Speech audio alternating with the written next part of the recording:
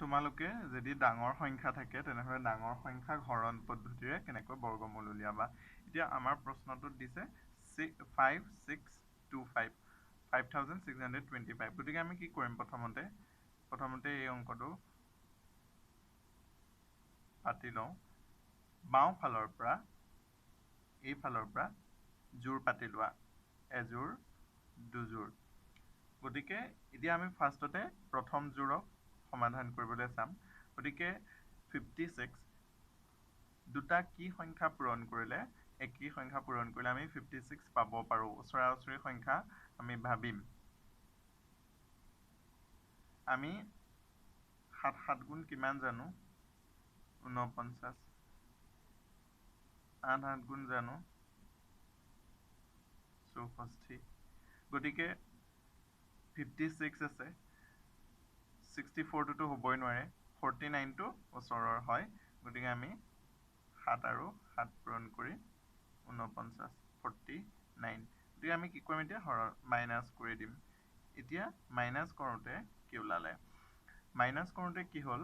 আমি এইটোৰ পৰা এইটো মাইনাছ কৰি দিম। 1 ধাৰ কৰিলোঁ 16, 16ৰ পৰা 9 গ'লে 7 থাকিলে। তাৰপিছতে এই যিটো জোৰ আছিলে এইটো গোটেইযোৰ নামি আহিব। গতিকে ইয়াত হ'ব 25। এতিয়া আমাৰ ইয়াক আমি এতিয়া আকৌ হৰণ কৰিব লাগিব। কিন্তু আমি এইটো যেতিয়া ইয়াক হৰণ কৰিম তেতিয়া আমি 7ৰে হৰণ নকৰোঁ। তাৰ কাৰণে আমি কি পাতিব লাগিব? এই 7ৰ তলত এই 7টো নমাই আনিব লাগিব। গতিকে ইহঁত দুটাক যোগ কৰিলে কিমান হ'ব? 7 7 14। গতিকে এইটো 14 পালোঁ। এতিয়া এইকণতে এনেকুৱা এটা সংখ্যা দিব লাগিব যিটো সংখ্যা আমি ইয়াতো বহাব লাগিব। অৰ্থাৎ ইয়াত বহোৱা সংখ্যাটো আৰু ইয়াত বহোৱা সংখ্যাটো একেই হ'ব লাগিব।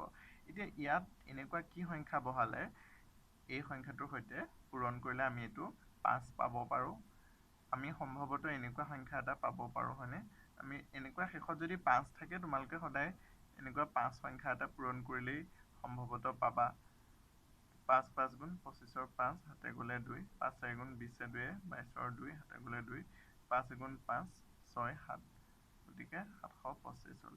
গতিকে এইখিনিতে আমি 5 বহাম। গতিকে ইয়াতো 5 হ'ব।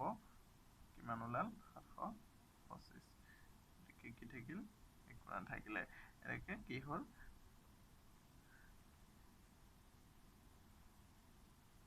25 is equal 75। সহজে এনেকৈ আমি উলিয়াব পাৰিলোঁ।